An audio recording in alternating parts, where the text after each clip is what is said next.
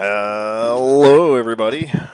Sorry for the delay getting started. I was messing with my lineups. All right, where are we? The new and improved Commissioner Ray has a haircut today. I went out and chopped my hair off. Addie's a little bit sad because there's no curls at the back anymore. She is a sad girl. But I do have some on the top. Ben's here, Legacy's here, Jim's here, but he's muted us while he watches the Doyers Giants game. Go Dodgers. Rico, Anakin. All right. We've got a big party here. No beer tonight. It's water in a Coke glass.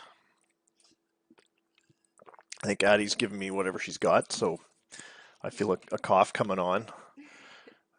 My throat's kind of irritated, so yeah, I'm gonna stick to water. Plus, there's no beer in the house, so that makes it a problem to drink beer. But that's okay. Probably by the weekend, solve that problem. How's everybody doing?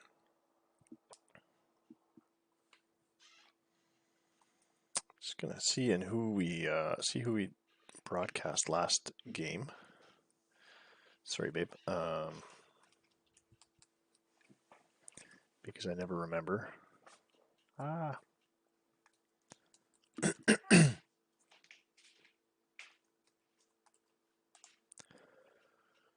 Alrighty.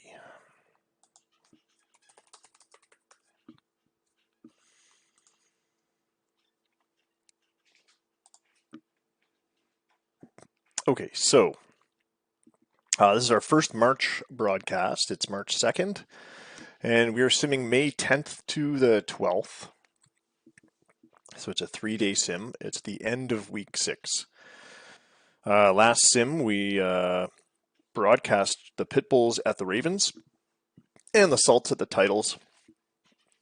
So let's have a look here. Who haven't we done in a while? We actually haven't done Toronto in a while, since week 1. But I don't know who I'm playing. Oh, I'm playing California. We can't do California 3 weeks in a row. That's or 3 sims in a row. That's crazy talk. So we'll see who else is going on.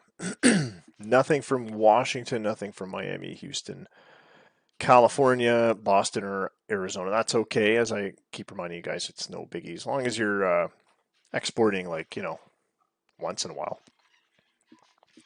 Although it is interesting to see who's up there on the. I haven't seen in a while who's up there on the export percentages. Anyone know?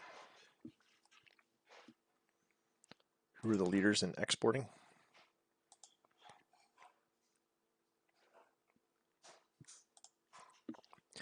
According to the export history, top exporters are Montreal, Nevada, and Toronto with 100% since the beginning of the season.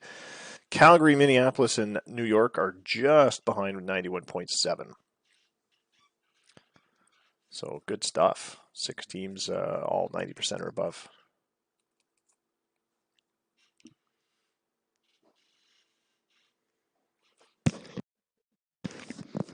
Nevada versus Chicago.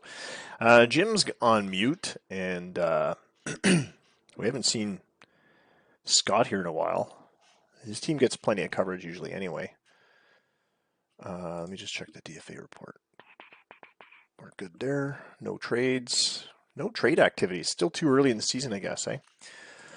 Miami's in Boston. Washington's in Montreal. Arizona's in New York. We haven't done a New York one in a while. Is Dustin here?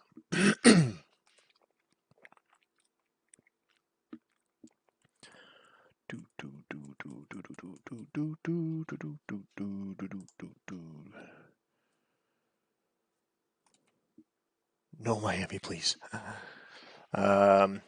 Houston, Ohio, Calgary, and Minneapolis, hops and salts. I like David Velas was a pitcher of the month for April. He's been flying high. I wonder if he can keep that going. And the Salts are flying high. They're the top team in the Metro League. That'd be a good one to do. Milwaukee and Salts. Thanks for the Beer Me Legacy. It's water tonight, but I'll drink to it anyway. I think I'm coming down with Addie's cold. She did get a COVID test. She's fine. No COVID. Okay, we just did the Salts. Sunday.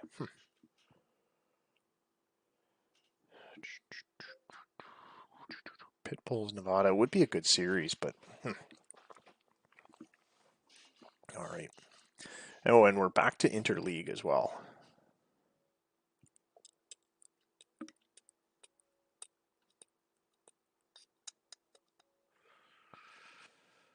Yeah, you know what? Arizona, New York's probably not a bad option. We haven't done. New York's been a couple sims. Arizona, I think we've only done once this season. Twice. We did them week 1 and week 2, but it's week 6. We haven't seen them in a while.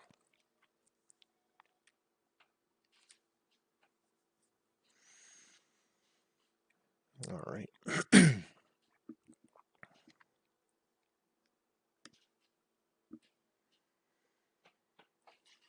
But neither of the GMs are here. That's the problem there.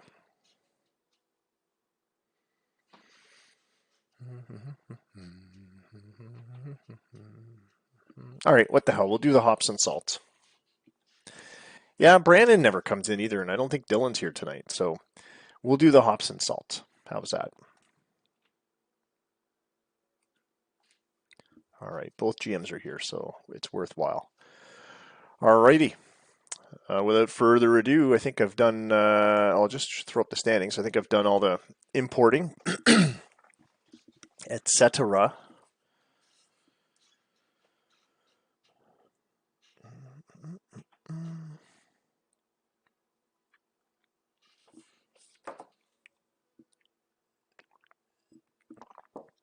Okay.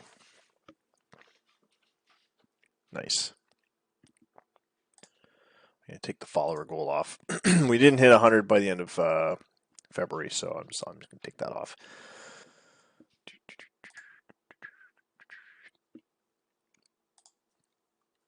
Oh, I almost forgot.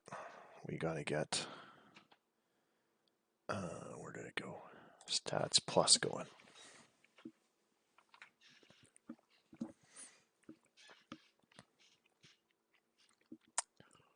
Yeah, so we'll do, wait, where'd it go?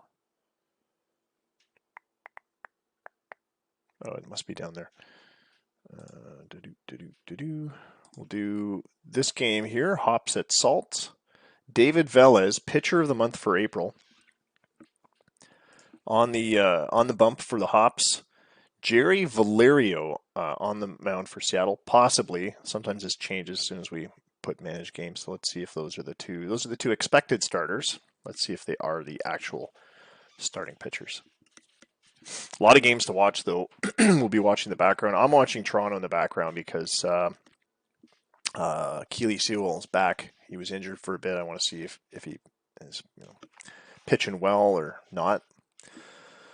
Yeah, so it is indeed Velez versus Valerio. First start for both of these starters against the opposing teams. I think that's because this is the first time they're playing. These two teams are playing together. There are a lot of interleague games in the schedule, but I don't think anyone plays more than one series. Anyway, we'll take a quick look at Valerio, the home starter. It's looks like his fourth season at this level. Last few seasons have been rough. His best year probably 2021 when he went 6-3 with a 4.97 ERA. His ERA is lower than that this year, but only one decision. It's a loss. His WHIP is way up there. Hey, Scott. Scott is here. It's BABIP. Oh my God, 418 BABIP. But he's striking people out. So I mean, there's some pluses and some minuses with the Colombian from Bogota, Jerry Valerio. We'll see how he fares tonight. And David Velez, pitcher of the month from last month. His first time actually being named pitcher of the month. He was in the running for rookie of the year, his rookie year, I think.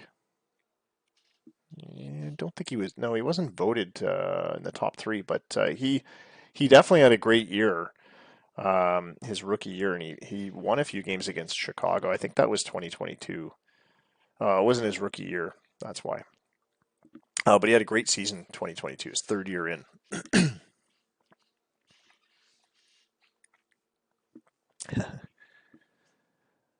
Both pitchers listed as fragile, and the edge going to the Hops pitcher of the month for April, Velez.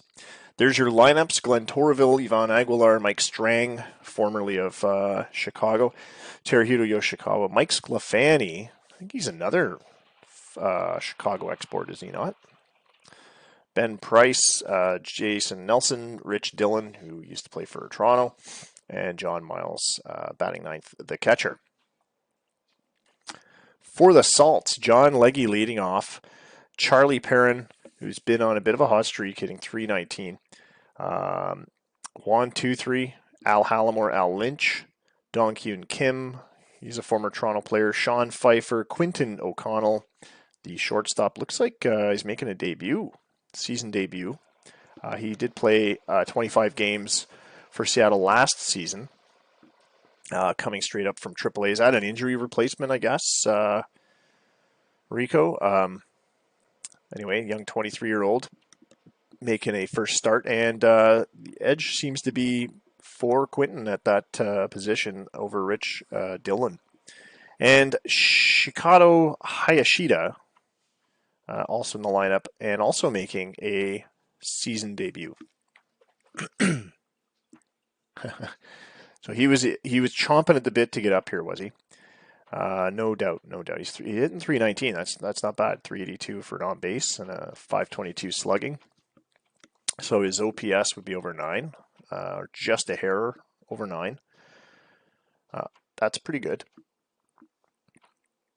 All right, we are at Salty Park in front of 35,334 fans under cloudy skies. It is 61 degrees in Seattle in early May. Wind blowing out to left at 5 miles an hour, so just a small breeze.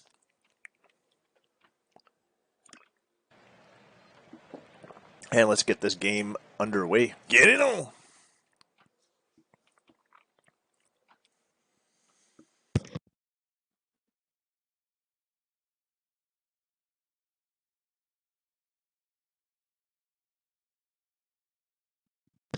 It's always a delay while the game decides to start. There we go. And it looks like we got to fix some camera angles here. Initial. There we go.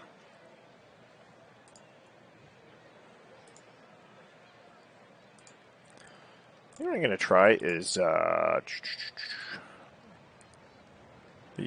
center field camera. No, that's junk. How about center field close? You guys want me to stick with this camera angle? I should make that another thing you can spend seeds on, is changing the camera angle. Ugh, I don't like the crowd. The crowd looks all crap from here.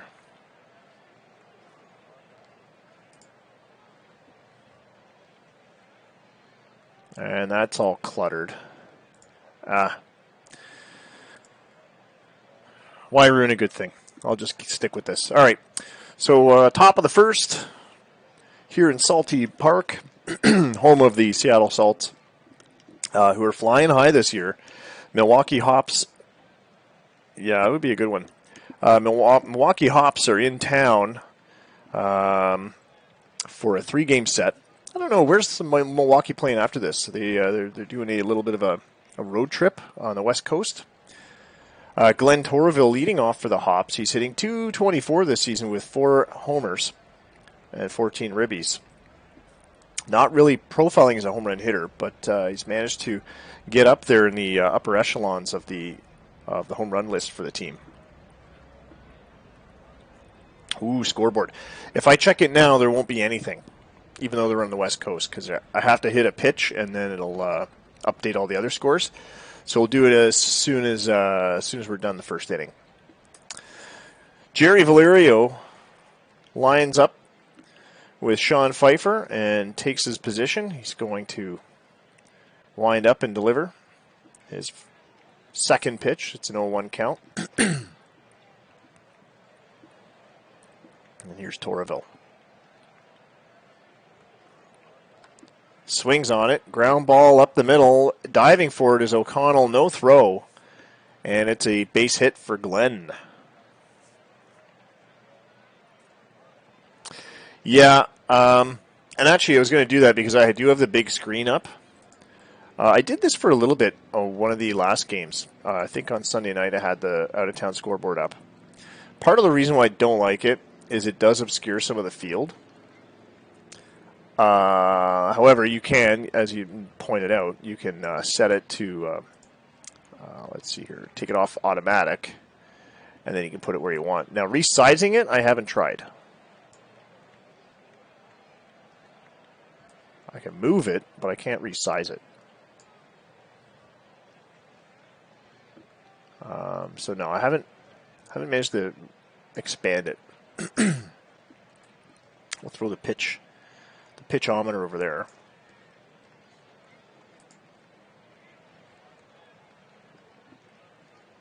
All right. And the scoreboard. Just try and get it right up in the corner there. All right. So as you can see, there's some scores rolling by, but we will still check the scoreboard after the first inning because you get to see a little bit more info on that scoreboard screen. Torreville at first. Here's Ivan Aguilar with a slow roller to second, and it's a double play. Salts double up on the hops to put 2 outs on the board.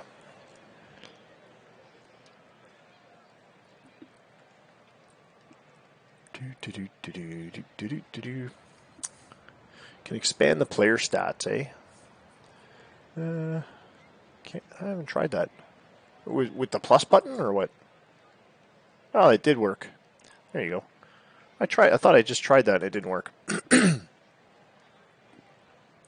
All right, well, if you guys like that, we'll leave it on that. I do like to see walks and strikeouts. The rest of the stuff I don't really care, but the rest of the stuff's already there usually. All right. Mike Strang at the plate with 2 outs.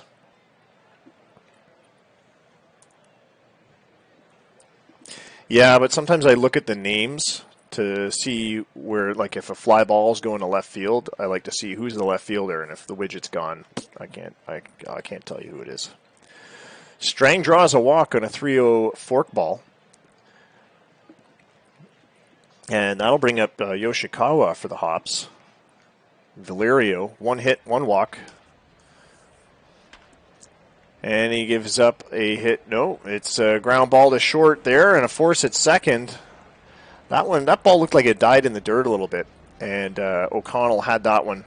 Threw it to Lynch at second. Thanks, Jim. Anyway, that'll end the top of the first. And we'll flip sides and the Salts will come up for the bottom half. Thanks, Scott. Now I'm looking in the wrong spot for the pitch graph, though. David Velez on the mound for the Hops, pitching to John Legge. 1-0 count. Ground ball to third. The long throw across the diamond from Yoshikawa hits Sclafani right where it needs to be in the glove, and that is 1 out. Charlie Perrin next. Perrin hitting .319. It's been a bit of a hot streak. One of the top hitters on the club. Velez winds, delivers the 3-0 pitch. That one misses low and inside for ball 4.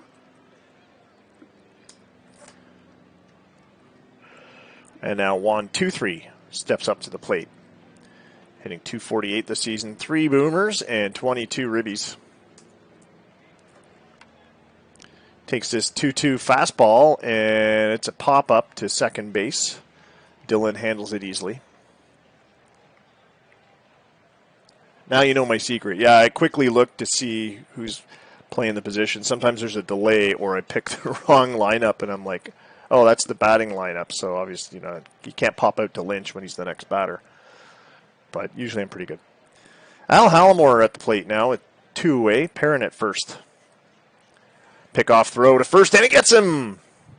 Perrin caught napping at first base, and that is the 3rd out. So Hallamore will lead off the 2nd when the Salts come around again.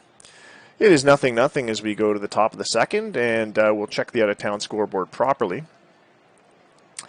Boston leading Miami at home in Boston 5-2 in the top of the 9th.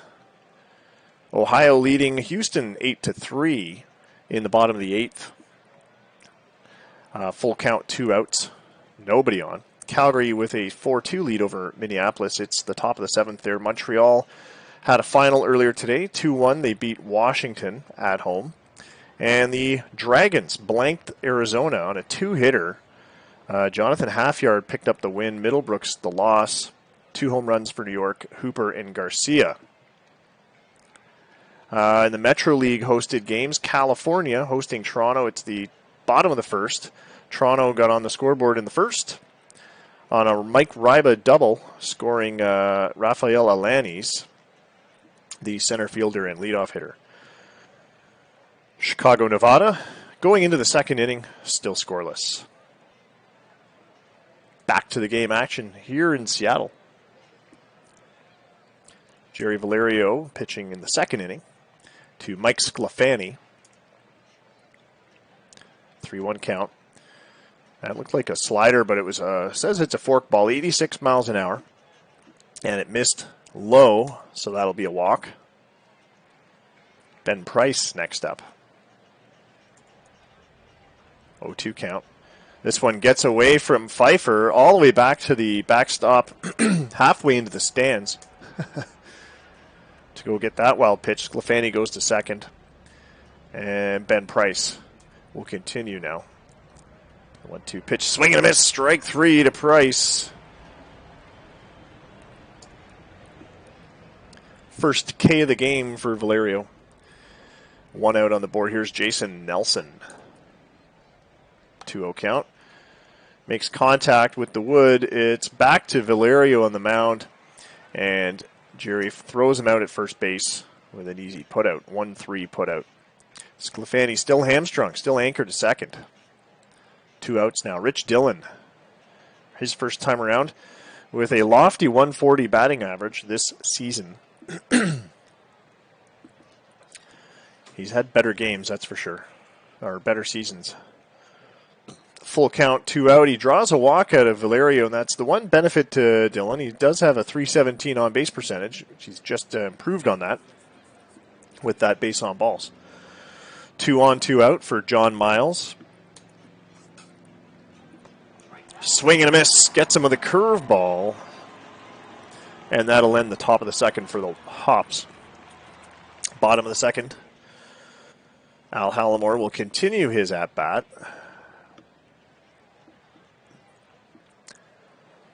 He was rudely interrupted when Perrin was caught off base on a pickoff throw.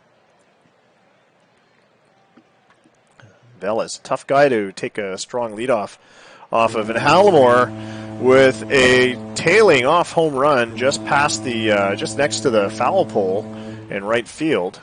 And that puts Seattle on the board 1-0.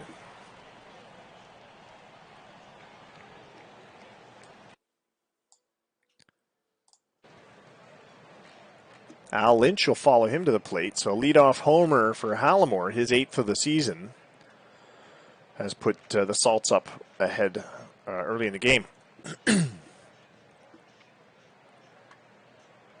Lynch goes to 2nd with that ground ball, and Dillon throws him out at first. Dong Kyun Kim next up.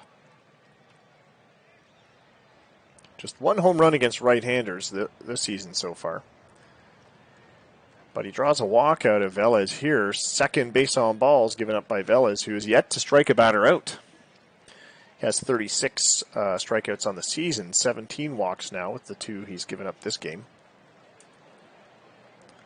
Sean Pfeiffer now sends a line drive between 1st and 2nd into right field. And Kim goes all the way to third on that one as Torville throws it back into the cutoff man. Pfeiffer with a single has moved Kim into, well, scoring position would have been second base anyway, but he's on third. Quinton O'Connell up to the plate now with one out and runners on the corners. 2-2 pitch. And a line shot right at Sclafani, who mishandles it. Couldn't control it, and Kim comes home to score run number 2 for the Salts. Pfeiffer moves to second. O'Connell unchallenged at first after that error by Sclafani. Yeah, this is only possible to have this extra information here on the screen because I've got the big screen, kicking the big screen that Addie got me for Christmas. So, thanks again, Addie. Hayashida, I did have another big screen. It's my work one, but this one's nice. Hayashida at the plate, one away. Runners at first and second. So O'Connell in his season debut with an RBI fielder's choice, or gets on base on an error and gets an RBI. Hayashida now with the walk, third of the game given up by Velez, and now the bases are loaded for John Legge, who's got 5 home runs himself. Here's the 1-2 pitch, swing and a miss. Gets him with a curveball. Really took the juice off of that one. 68 miles an hour was the clock on that one. And it's one of Velez's best pitches. Charlie Perrin now. Sends this one into the corner in right field, and that's going to have runs written all over it. Pfeiffer cashes in. O'Connell comes in, and Hayashida might come in too. He does. 3-run double for Charlie Perrin has just made it 5-0, but Perrin twisted something on his right leg, taking second base. Maybe on the slide. I didn't see if he slid or not, but he's coming out of the ball game after getting that 3-run double. So a tough break for the Salts, losing their center fielder who's been on a hot streak. And now Justin Reich is going to come in to pinch run. Not a speedy guy, but I suspect he's going to stay in the position. However, it is a sizable lead, and that does give them some cushion. 2 outs on the board for Juan 2-3.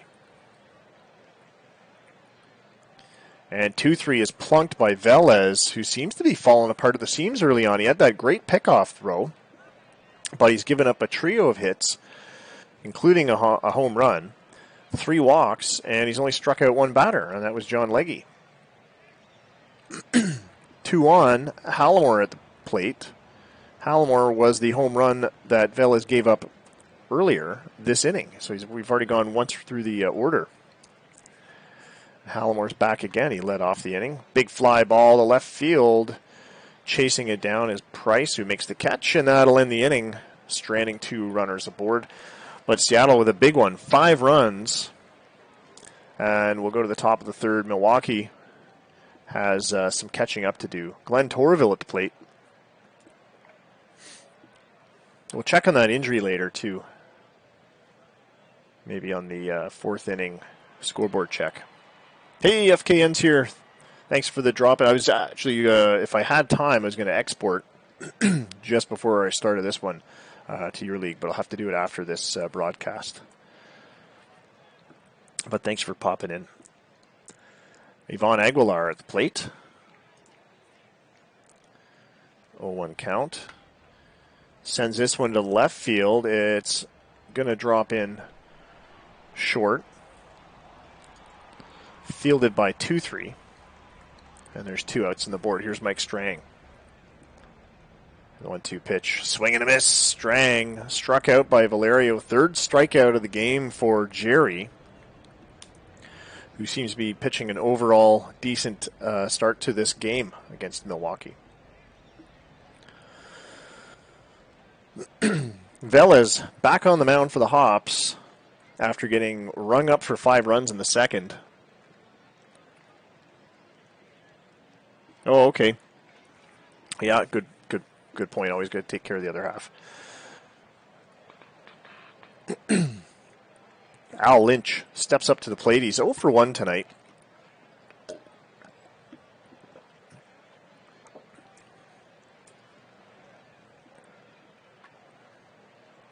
Swings on this first pitch, and it's a fly ball to center, tracked down by Nelson. Dong-Kyun Kim now. 1-1 pitch from Velas. Ground ball to third. Played by Yoshikawa over to Sclafani at first, and that's 2 away. And now it's Big Sean Pfeiffer.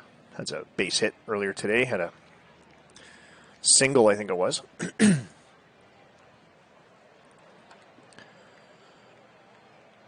Velas with the 1-1 offering, and that's taken to center field for a shallow fly ball. So a 1-2-3 inning for Seattle after a 5-run inning in the second, and we go to the top of the fourth. We're going to check the out-of-town scores, and I'll check on that injury to the Seattle center fielder. Was it again Perrin? Hamstring tendonitis for 3 days. He should be back in action soon, but he'll miss the rest of this series. And now we'll check the out-of-town scores. 4-2 for Calgary in Minneapolis still. It's the bottom of the seventh there. Houston drops one to Ohio. It's an 8-3 final. The Oxen with 15 hits in that game. Montreal doubling up on Washington 2-1. And New York, we earlier reported, blanked Arizona 5-0 on a 2-hitter. Mike Reiba with another RBI singles Potter home in the Toronto-California game. Toronto's now up 2-0. And no scoring yet in the Chicago-Nevada game as those two Titans clash.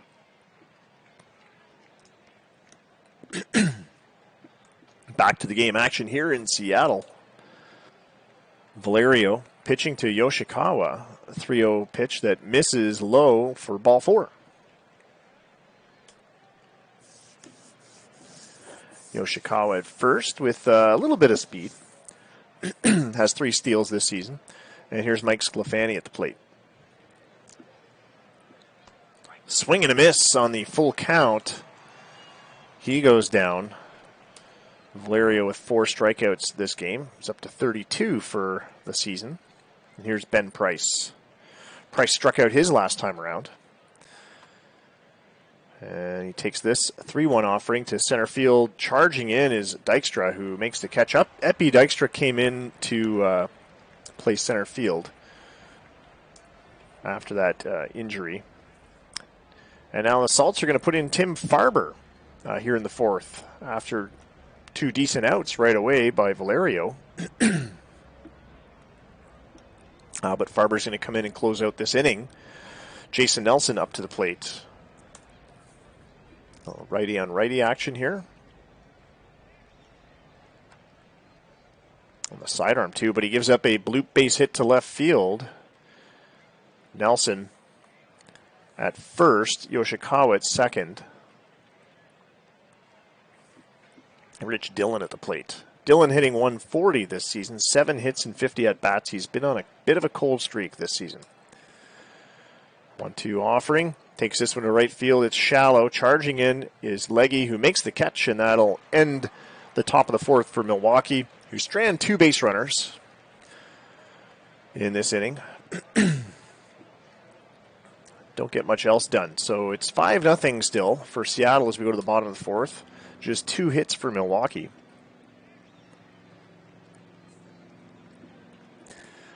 Quinton O'Connell back to the plate. And Velez trying to settle himself and get in a groove. Just 1 strikeout, 3 walks given up, along with 3 hits. Gives up. Oh, no, back to get it is shortstop Aguilar in shallow left field. That looked like it was going to be a bloop single to left, but Aguilar got there in time and made a grab. That's fantastic defense by Aguilar, a perennial Platinum Glove winner. And thanks for the scoreboard check, Legacy. We'll get to that in a moment. So 1 out for Shikado Hayashida, the third baseman who is making his season debut today, and he booms one into the corner and right field off the wall. A great double his second at bat. Had a walk and a run, and now he's got a hit, a double at that.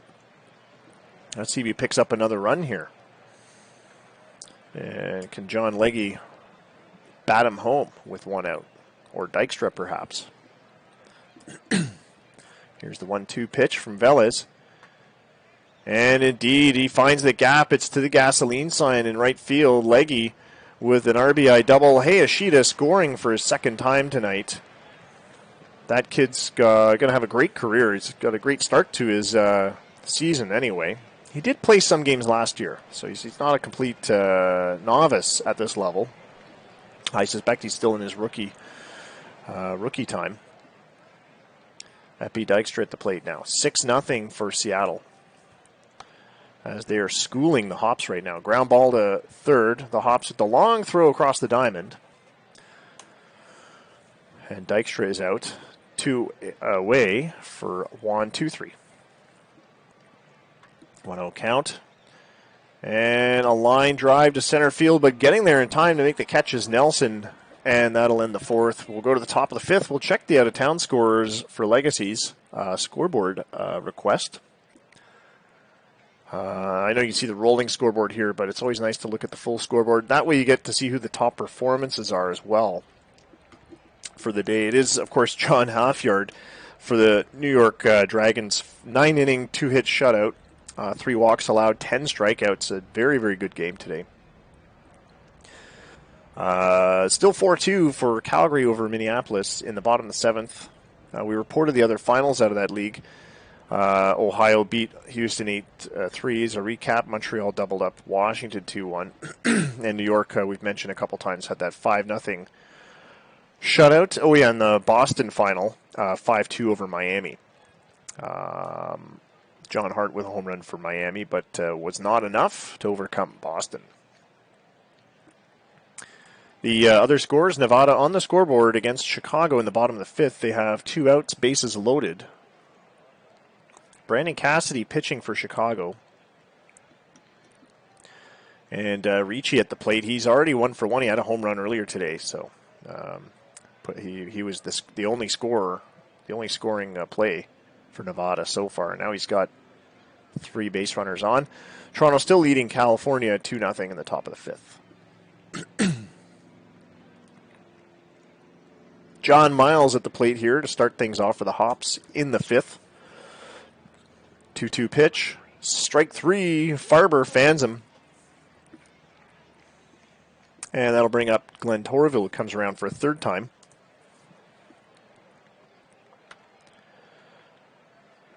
Big fly ball to center field, but not enough juice on that one.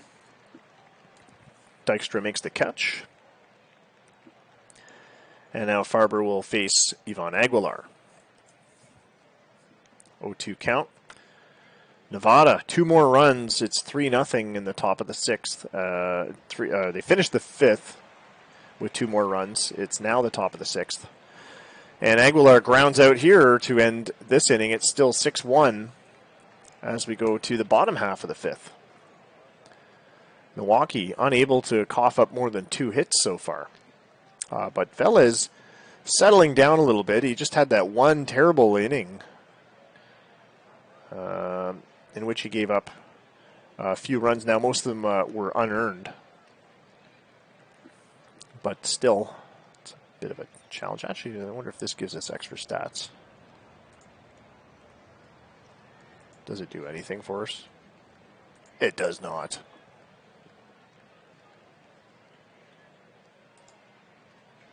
All right. Hallamore at the plate. 0-1 count. Ground ball to second. Played by Dillon over to first. Fanny. Oh, no. Muffed it. Didn't even throw. Thanks for dropping in. Oh, boy. Well, hopefully things go well and you're back in a bed by the weekend. It sucks sleeping on couches. Although I did it most of my 20s. I'm not in my 20s anymore. Hallamore on first with an error to Rich Dillon, his first of the season. Second one by Milwaukee, who otherwise have been actually fielding fairly well, but yeah, 2 critical errors. Here's Al Lynch. Ground ball is short, and there's the double play that we know the Hops are capable of pulling the trigger on. 2 outs, and Don Kuhn Kim up to the plate. Velez has that to be thankful for. A couple of double plays the Hops have turned. Ground ball is short, and that's out number 3. Top of the 6th. Milwaukee up again, looking to shake out of this cold snap they're having. Just 2 hits against Seattle. The 2 errors don't help. Here's Mike Strang. Swing and a miss. Looked like a late swing on that fastball. Farber with his 2nd strikeout tonight. And here's Yoshikawa back up again. Strike 3 called. A fastball at the knees. Yoshikawa didn't want to swing for it. And he strikes out for the first time tonight. And Mike Sclafani back up again. Has a walk and a strikeout. Here's the 1-2 pitch.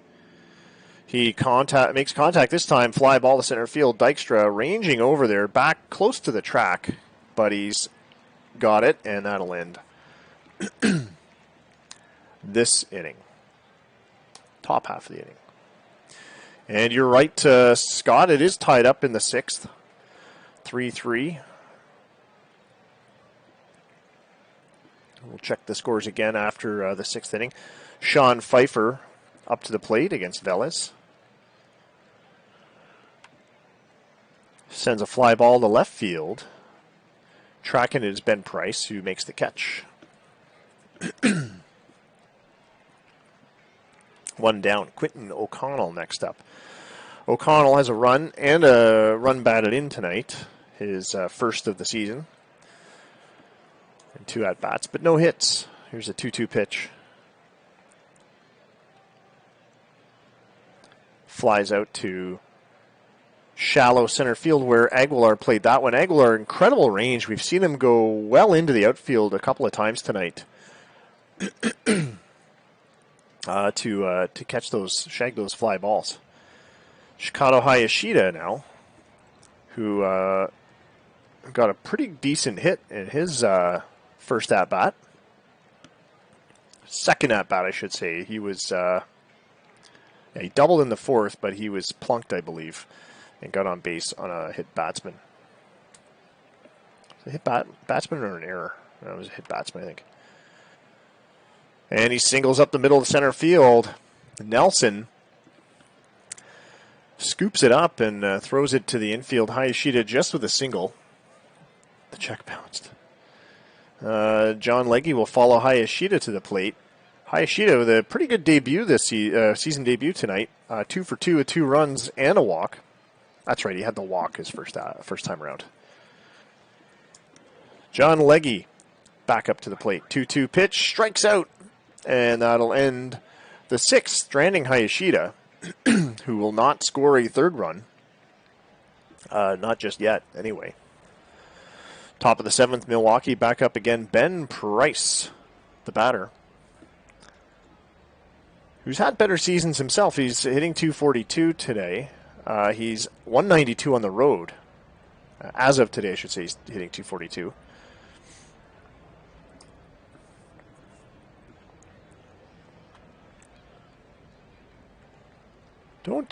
Don't make me run. I'm full of chocolate. Ground ball to 3rd. The throw to 1st gets him. Ben Price. I can see why he's batting 6th and not 3rd or 4th or wherever he was before. 2nd, 3rd, or 4th. Jason Nelson back up to the plate. He's 1 for 2 tonight. He's one of the 2 hits for the Hops. And he pops up to shallow left, where O'Connell is out of position to get it. Puts the grab on that one, 2 down. Rich Dillon back around. Has one of the 2 errors for Milwaukee tonight. He lines this one right to short. O'Connell again, and it's 7th inning stretch time as we close out the top of the 7th for the Hops, who are still trailing by 6.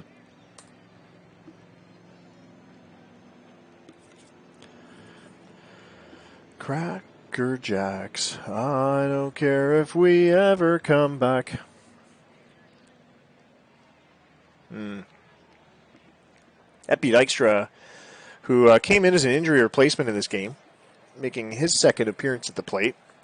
This time it'll be against Chad Hale. Chad Hale coming in for relief here in the 7th inning for the Hops, who are already getting drummed around 6-0. So why not go through some of that bullpen, and instead of burning out those starter arms, Velez hangs up his glove for this game. What happened in Chicago? Is it not there? It's there. 3-3. Top of the 7th. We'll check the scoreboard as soon as the 7th is done here. Hale pitching to Dykstra. Swung on, line drive to center field. It's going to drop in for a base hit, and Dykstra is aboard. Yeah, that's true. Velez is a great pitcher, but his stamina, he should not. He's done a couple complete games, but he shouldn't do that many. And plus, if I recall, he was fragile as well. His stamina is actually 70, but let's see, complete games. I have to look up his pitching stats for complete games. It's expanded too, isn't it? So last season he had 6. The season before that he had 7. And a pretty decent number of quality starts. I mean, he's sitting around 400 to 500 on the quality starts. Almost 600 last year.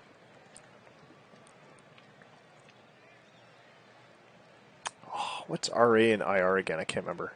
Inherited runners and... Someone remind me, what's RA?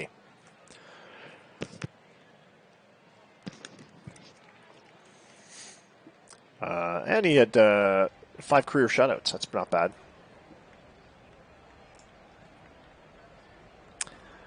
No, ER is earned runs. RA, I'm trying to remember. Runs allowed. It can't be runs allowed. He's had way more runs allowed than that. No. Which one's more important, Jim? Your Speeders or the LA Dodgers? I mean, the Dodgers, it's spring training. Come on. All right, back to the game action in Salty Park. Juan 2-3 at the plate with Dykstra at first, and he drills a line drive to right center next to the gasoline sign in front of the bullpens. This is a double at least, maybe even 3. No, he's going to hold up. Dykstra cashes in, though. He goes first to home on that double, and the Salts get another run to stretch out the lead. Yeah, I'm going to have to look it up. Now I'm curious.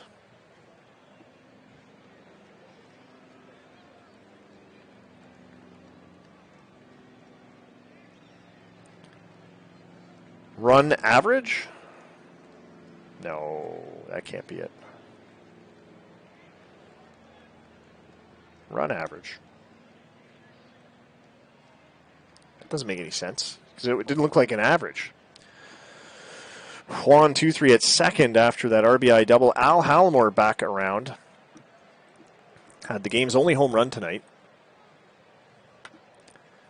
Ground ball, a hot ground ball to third. Yoshikawa is able to handle it, throws to Sclafani for out number 1.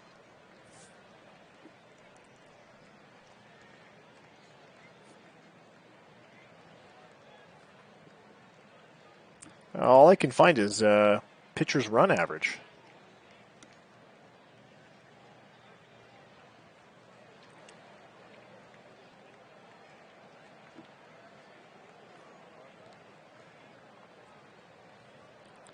Could be runs allowed or run average. Don't know. It's one of these sabermetric stats. Al Lynch back up to the plate, hitless in 3 at-bats. Sends a fly ball to left field, tracked down by Ben Price, 2 away.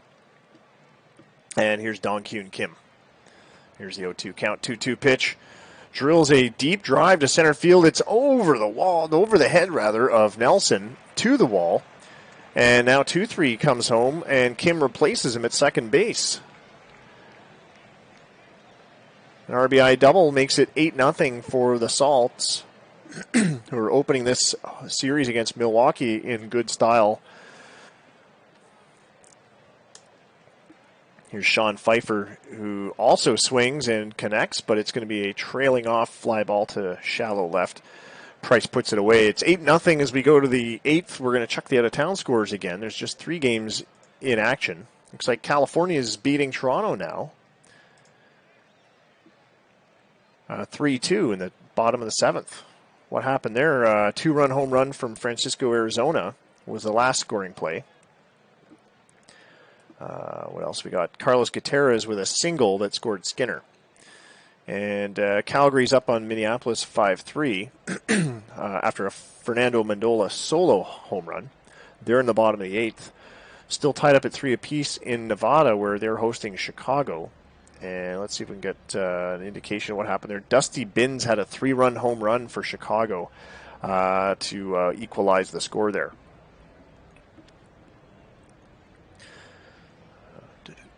Back to the game action in Salty Park.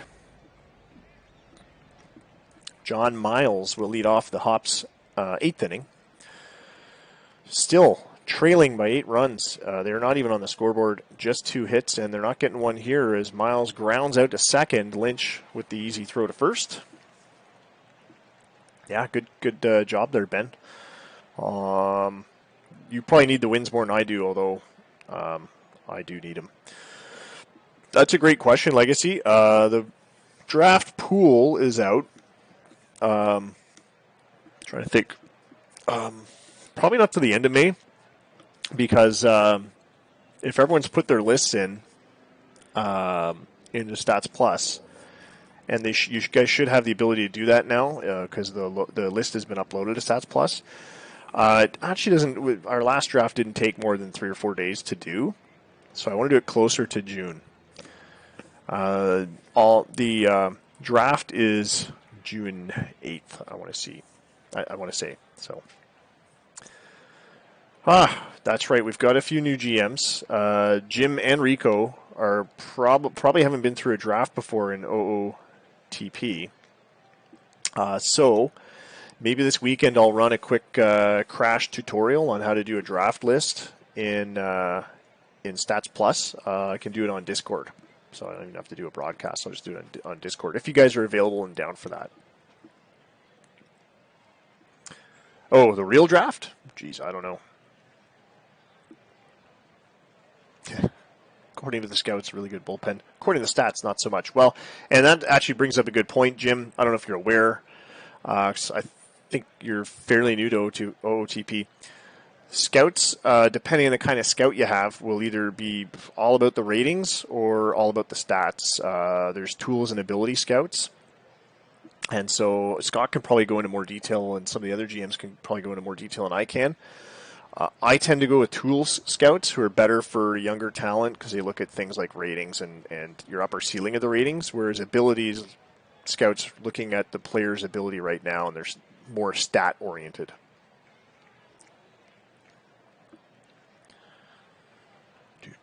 Yeah, probably 2 weeks. Two real life weeks will be at draft time. I'll let you know as soon as I have a better indicator. I think we'll be at the end of May, probably in 2 weeks. Yeah, but three game sims, three sims. So maybe a week and a half. Glenn Torville at the plate, 0-1 count. Farber winds, delivers. And this one drops into center field, bounces a couple times before it's played by Dykstra. Single for Glenn, his second hit of the game tonight.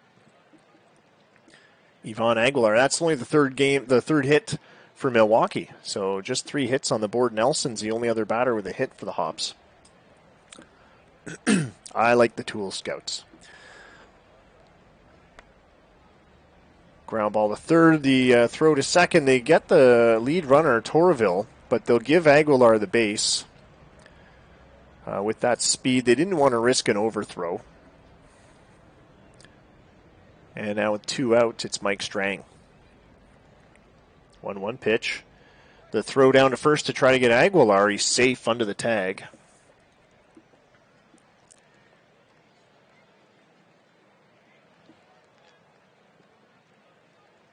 Yeah, but we do the draft offline in Stats Plus, and we do it a couple of sims. I like to have it done long before draft day in the game, so that all I got to do in draft day is upload the list of picks.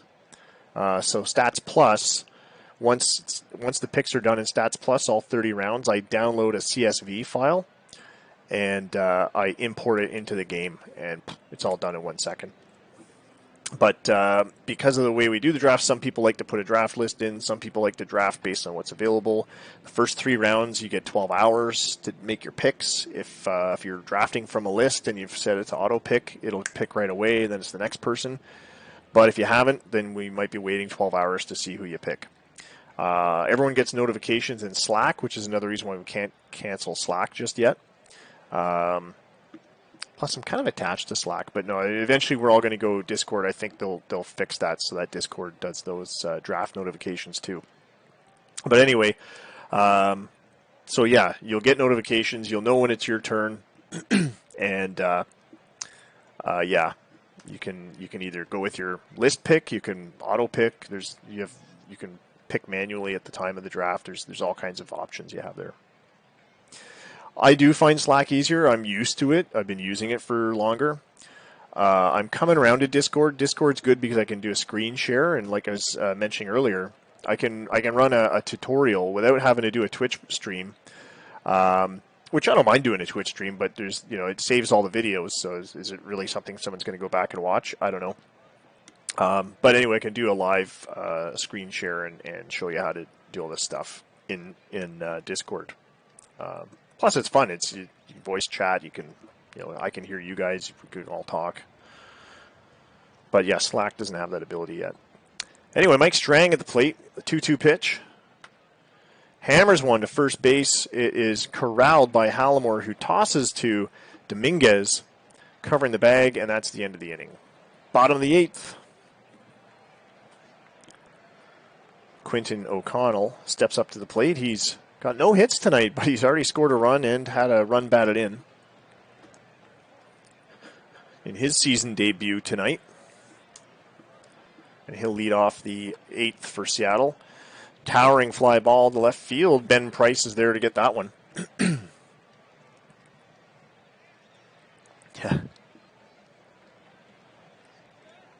Yeah, you do.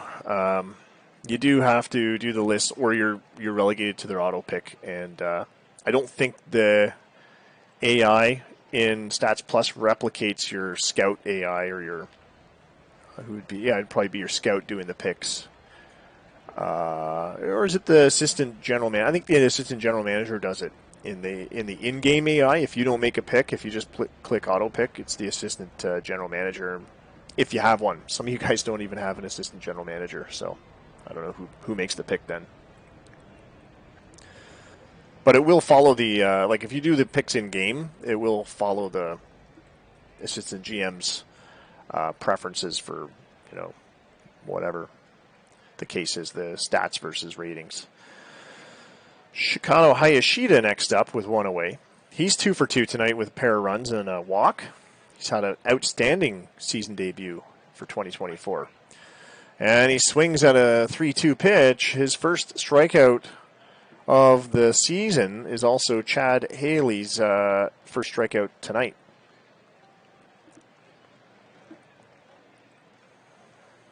I actually do defer quite a bit of stuff to the bench coach, and this is actually the first or second season I'm managing. I used to have a manager for my team.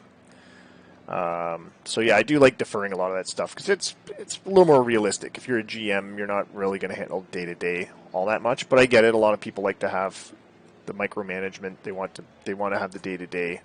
That's what makes the game fun, is when you're actually setting lineups and stuff like that. But for a while, I would just let the manager do it. 2-2 pitch to John Legge. Strike 3 called, and he goes down.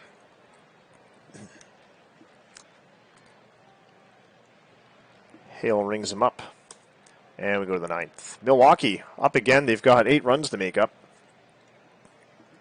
Well, it is a good cost-saving measure, too. You can save probably about $300,000 off your staff budget by not having an assistant GM. I think there's a couple other positions you can do without, too, but the assistant GM for sure. And if you're managing yourself, you don't have to pay a manager. So, oh, could be 2 outs, bases loaded. We'll see how that goes. Oh, California's got 1 out and bases loaded as well, and they've got a lead already. Yoshikawa at the plate. Dominguez with the full count, winds, check swing, and he didn't go around, so it's ball 4.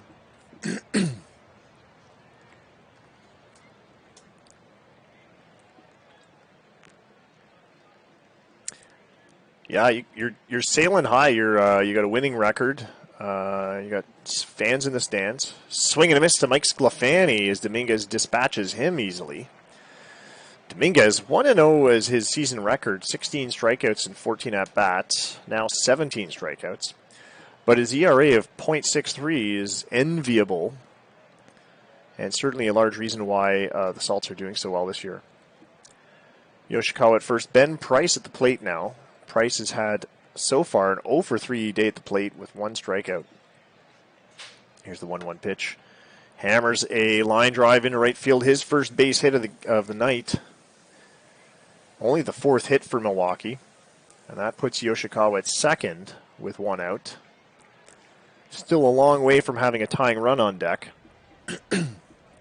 But Jason Nelson's at the plate.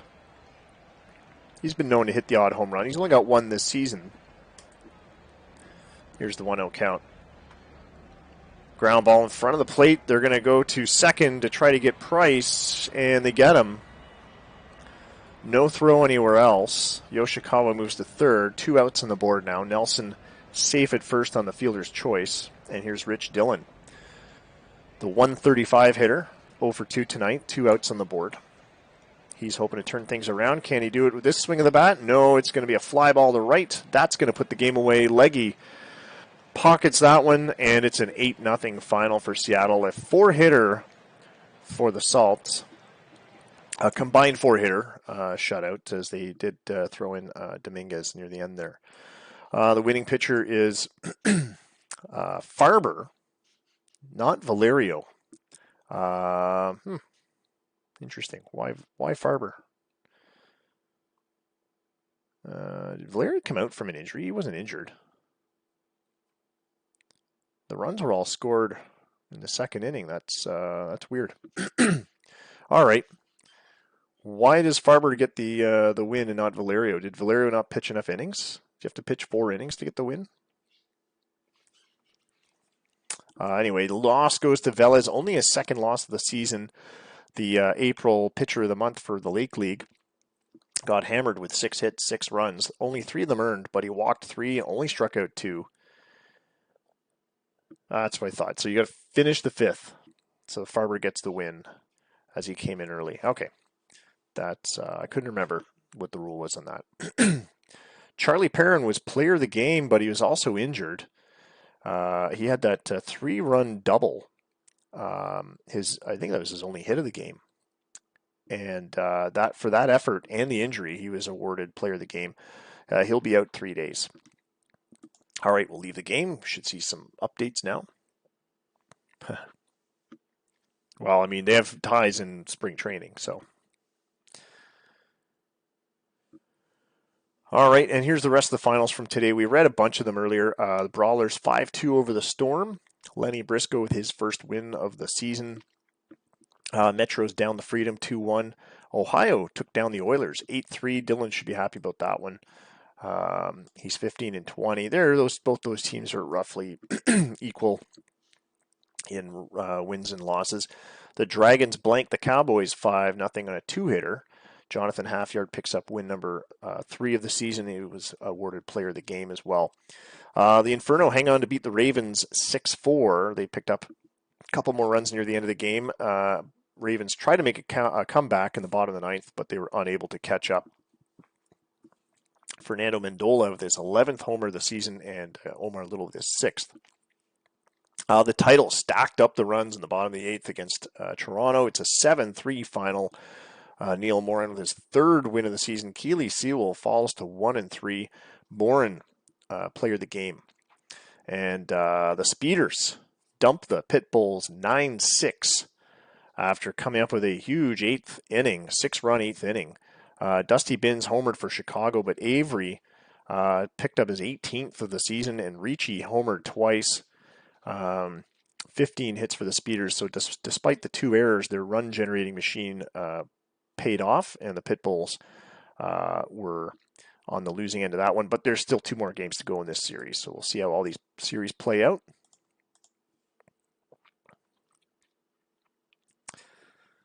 Oh, was it a tie ball game? That's the worst. I get it. It's spring. Why keep playing and injuring players, risking injuries and stuff? But you kind of want to at least see the playing time. You want to see 9-inning games. I think I was looking at the Toronto box score, they only went 7 innings. All right, so just the one broadcast tonight. We'll quick sim through the rest of these.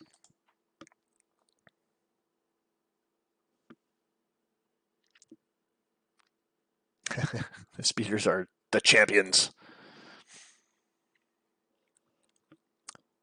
Brawlers dump the Storm again, 8-1. The Freedom take back game 2 against the Metros. 11-7 was the score there. The Oxen back-to-back wins over the Oilers, 8-4. Cowboys down the Dragons 5-1. Calgary Inferno edged the Ravens 5-4. It's 2 wins in a row. Chris Zirkle on his 7th win of the season. He looks like he's heading towards another Sandy Koufax award-winning season, potentially. California titles again with the win over the Nomads, improving to 16-21. The Nomads falling below 500, I think, for the first time this season. They lost that one 11-9. Milwaukee Hops were demolished again by the Salts. 14-5 was the final there. John Legge with a pair of home runs for Seattle. Hayashida even teed off his first of the year. And Jeter with number 7 for Milwaukee. The Pitbulls make a comeback against the Speeders and win game 2. Robbie McWeeny picks up his 4th win and player of the game honors. It was an 8-3 final there. Nevada, though, with both of the home runs in that game. And I'll tell you what I'll do for the last game. I'll leave it running on real-time sim so you can watch it on the screen while I take a break. And but you can also watch the updates on the real-time sim page. If you go to Slack and type in real-time sim on one of the main chat channels, you'll get the link for it. I can post it in here actually too. Let me see, where's the real-time sim link? Copy and paste. There you go. So yeah, the Sunday, May 12th games, and after the day wraps up, I'll come back and recap and do the standings, all that stuff. All right, we have to quick sim to, or advance the game to about 7 o'clock when the games start.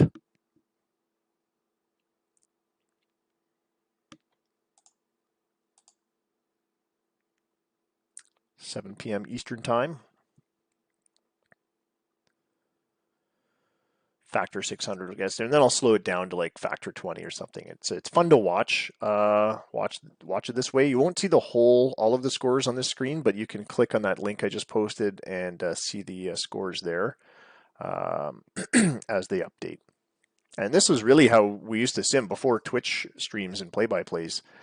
Scott will tell you this is how a lot of the sims in the other league that he's in and I was in for a while too. That's how they played their games.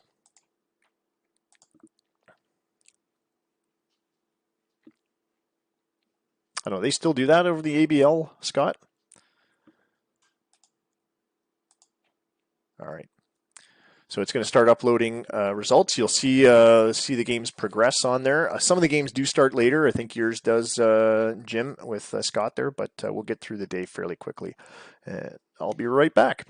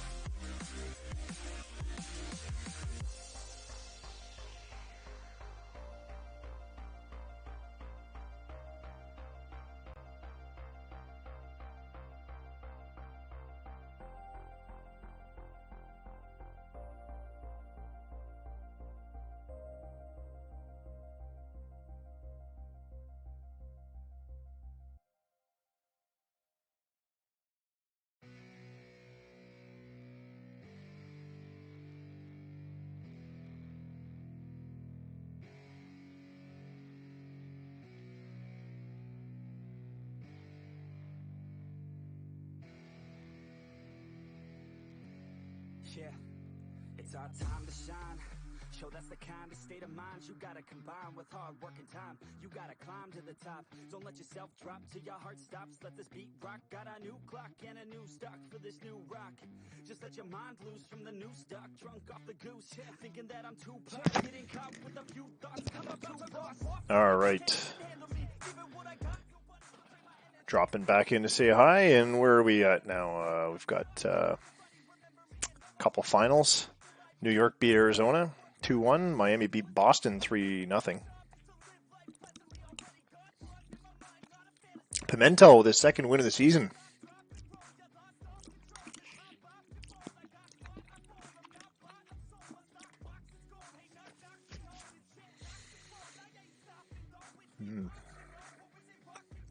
Late games have started anyway, yeah.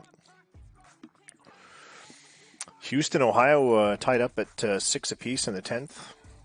Washington leading Montreal 12-10. That's a big scoring game. A lot of home runs. Van Graff, Mirren, Enema, Sims, and Dyke. Oh, I'm on the scoreboard.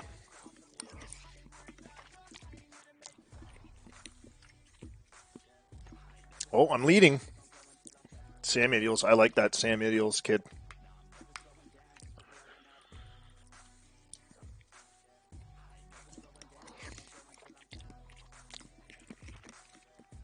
This is the rubber match for Chicago, Nevada. Chicago's leading. I'm just trying to avoid a sweep here, Ben.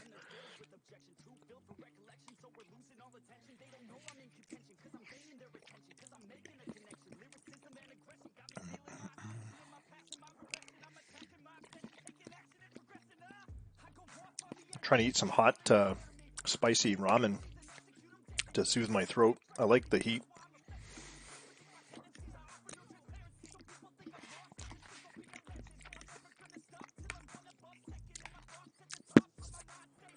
All tied up in Nevada. Washington beat Montreal 12-11. That was the final there. Jay Palangan, back from his injury, solo home run.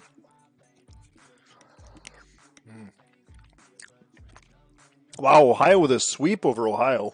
Ohio with a sweep over Houston. Rusty Rowe has the 19th most career wins with 99. He's one away from 100.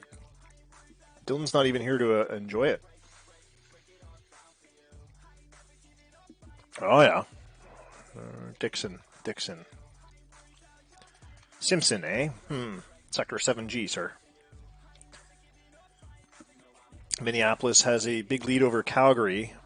They're going to avoid a sweep there, it looks like.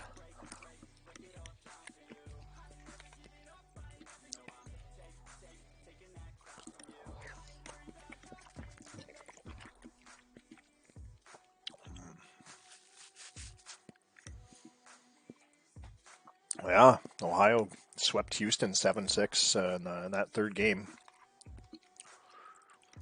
But Houston's hitter, this guy Rodriguez, fantastic. Ricardo Rodriguez, he's the guy who had that 32-game hitting streak. Great hitter. Brandon's really got some talent there in center field.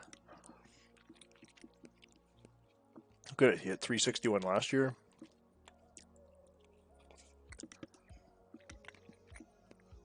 Oh, I like this song. Who knows DMCA free?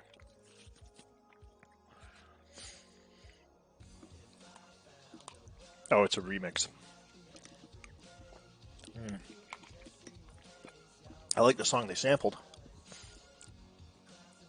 All right.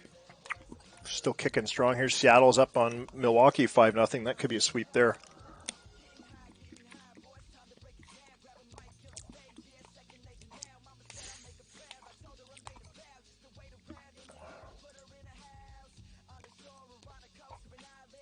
Electricity out with an injury. Whoa, Milwaukee's not having a good day.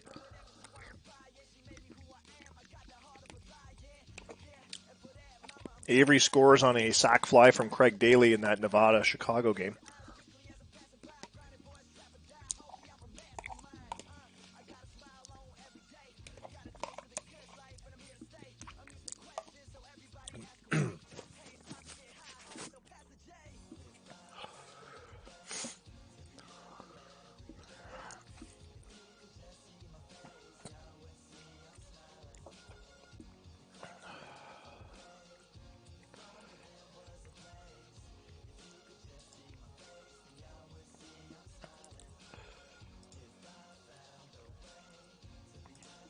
I'm going to check the website to the webpage.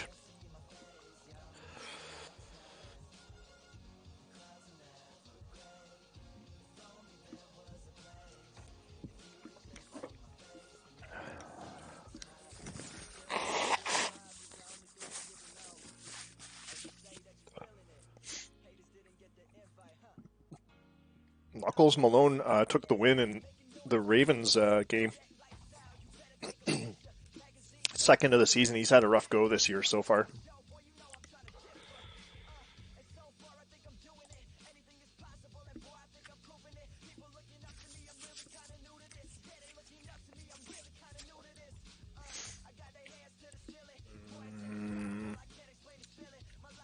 Well, you can check the website, Ben, but I'll just scroll it down for you. It is 4-2 right now. But yeah, I posted a link. I'm going to post it again just in case you didn't get it. There it is. If you click on that link I just posted, you'll get the web page with the scores.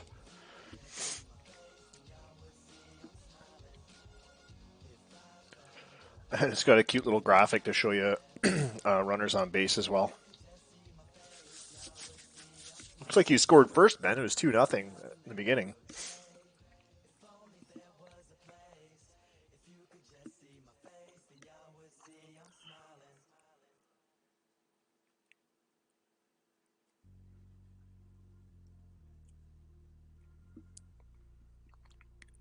Yeah, we haven't had to use it a lot because I've been doing play-by-plays.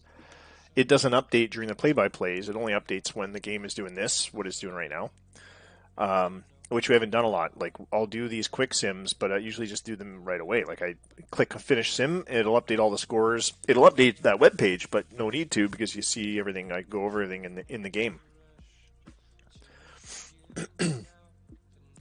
Oh yeah, Alomar, another boomer.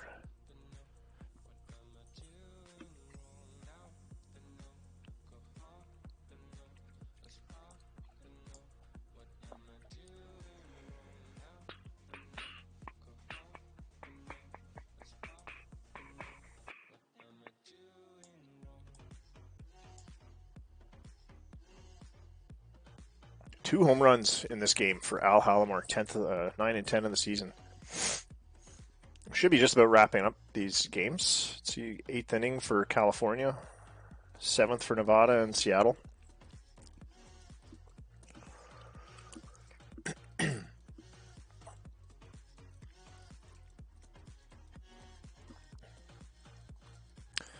I'd say Seattle has the sweep in hand. I don't want to jinx it, but it's tough to see the way the Hops have been playing this series. They did get a second run. Miles with a solo shot.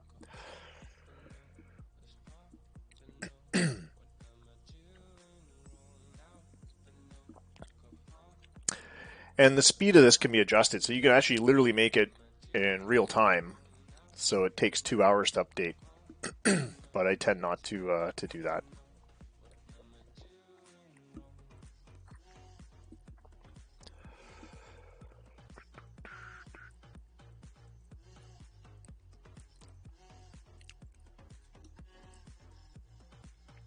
If it's too slow, people have a tough time paying attention, and if it's too fast, well, you might as well just do instant if it's too fast. A lot of home runs in that Nevada game. Dixon and Kelly for Chicago. Yang and Yin teeing off for Nevada.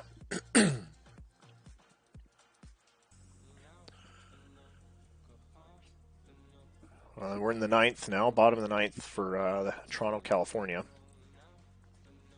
Oh boy, Vasquez singling Gutierrez home. It's 5-4. Oh boy.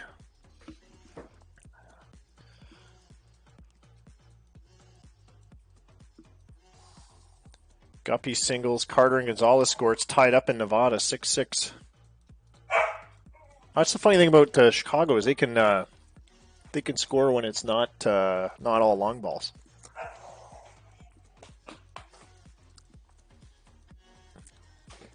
And the cat's beating up the dog again.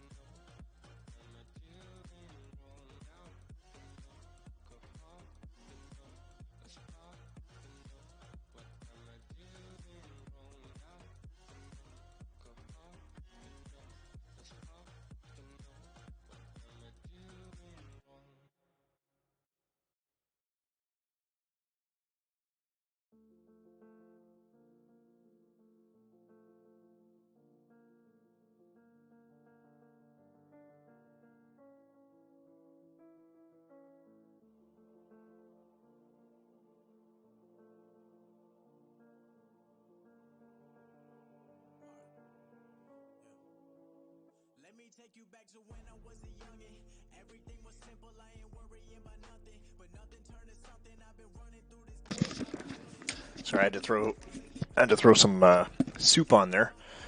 Yeah, a walk-off win in California. So the Titles complete the sweep of Toronto.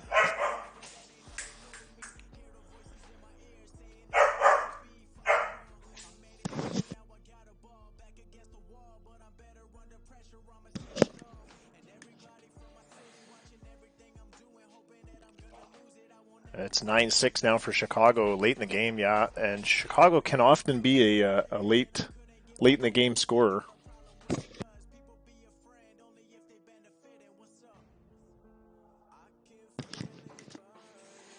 And now we have a final for all the games. All right. So 6-5 for California over Toronto, 9-6 for Chicago over Nevada, and 9-2 for Seattle over Milwaukee.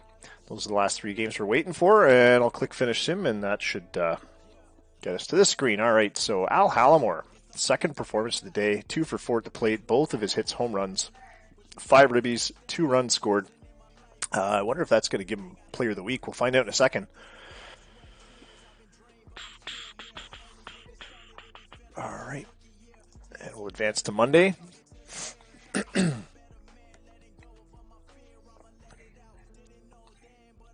Ted Mirren had a pretty good day too. Tell you who's not getting Player of the Week, David Velas.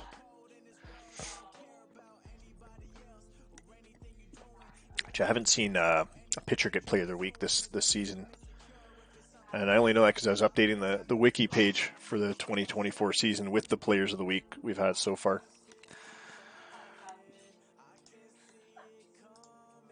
All right, let's have a quick gander at the news. Oh, trade rumors abound in Montreal. Jose Ramirez wants out. Oh, but is the Montreal GM here to confirm or deny that? Ricky Gonzalez was Player of the Week for the Lake League. And it was Ricci for the Nevada Speeders. Jared Ricci, Player of the Week, went .370 with 5 home runs, 8 RBIs.